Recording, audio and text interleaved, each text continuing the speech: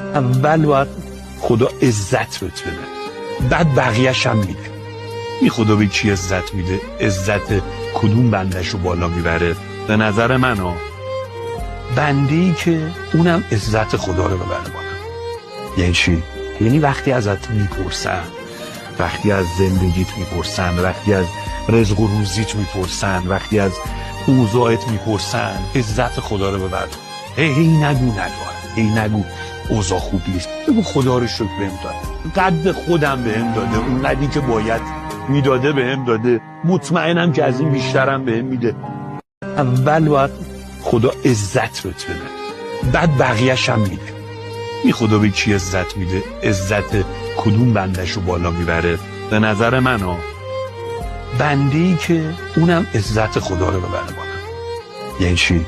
یعنی وقتی ازت میپرسن، وقتی از زندگیت میپرسن، وقتی از رزق و روزیت میپرسن، وقتی